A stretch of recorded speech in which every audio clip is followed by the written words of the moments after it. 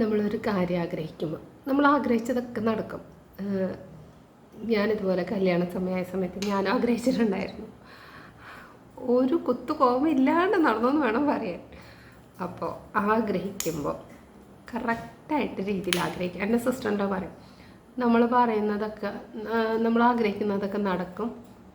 നമ്മുടെ മരിച്ചു പോയവരെ നമുക്ക് വേണ്ടിയിട്ട് ഇപ്പോഴും തഥാസ്തു തഥാസ്തു എന്ന് പറയത്രേ. അതെനിക്കറിയില്ല. പക്ഷേ ഞാൻ വീട്ടിലെ കല്യാണപ്രായിട്ട് നോക്കി തുടങ്ങുമ്പോൾ ഞാൻ പറയുമായിരുന്നു മമ്മിനോട്, എനിക്കിങ്ങനെ ഈ വെറുതെ ഈ ചിരിച്ചുകൊണ്ടിരിക്കുന്ന ചെക്കന്മാരെ ഇഷ്ടമല്ല, ഗൗരവം ഉണ്ടായിരിക്കണം, ഭയങ്കര അധികം സംസാരിക്കാൻ പാടില്ല. ബിക്കോസ് ഞാൻ ഒരുപാട് സംസാരിക്കുന്ന ആളാണ്. അപ്പോൾ അധികം സംസാരിക്കാൻ പാടില്ല, അധികം ചിരിക്കാൻ പാടില്ല, പെണ്ണുങ്ങളിങ്ങനെ വായി നോക്കുന്നവരാവരുത്, പെണ്ണുങ്ങളോട് സംസാരിക്കുന്നവരാവരുത്, പിന്നെ ഭയങ്കര ഗാംഭീര്യമായിരിക്കണം. ഒരാൾ ഒരു പ്രാവശ്യം മുഖത്ത് നോക്കിക്കഴിഞ്ഞാൽ പിന്നെ അടുത്ത പ്രാവശ്യം നോക്കാൻ പേടിക്കണം എന്നൊക്കെ പറയുമായിരുന്നു. അതേപോലെ തന്നെ എല്ലാം കിട്ടി. ഭയങ്കര ദേഷ്യക്കാരനാണ്. പിന്നെ ഫുൾ ടൈം ഭയങ്കര ബിസി ആയിരിക്കണം. ഈ കുട്ടിക്കാലത്ത് കുറേ ഹിന്ദി ഫിലിം കണ്ടതിൻ്റെ കുഴപ്പമാണ്. ഇപ്പോൾ അതിലത്തെ ഹീറോസൊക്കെ ഇങ്ങനെ ഭയങ്കര കുറേ ഏത് സമയത്തും ഫോൺ അങ്ങനെ ബിസി ആയിരിക്കണം.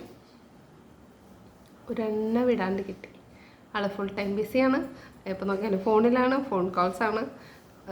സംസാരിക്കില്ല, ചിരിക്കില്ല. കോമഡി പറഞ്ഞാലും ടോം ആൻഡ് ജെറി കണ്ടാൽ പോലും ചിരിക്കില്ല. ചാർലി ചാപ്ലിൻ്റെ ഫിലിമും ടോം ആൻഡ് ജെറി കണ്ടാലും ചിരിക്കില്ല.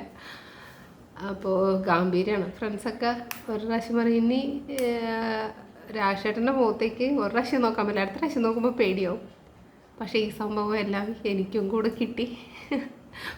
ചിരിക്കില്ല, അധികം വർത്താനം പറയില്ല. അപ്പോൾ അതാ പറയും, ആഗ്രഹിക്കുമ്പോൾ നമ്മൾ കറക്റ്റായിട്ട് ആഗ്രഹിക്കണം.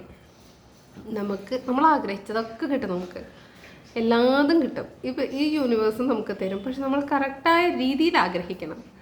ഇതേപോലെ ആർക്കെങ്കിലുമൊക്കെ സെയിം അനുഭവങ്ങളോ എന്തെങ്കിലും ആഗ്രഹിച്ചത് ഇതേപോലെ കിട്ടിയിട്ടുണ്ടെങ്കിൽ ടാഗ് ചെയ്യുക.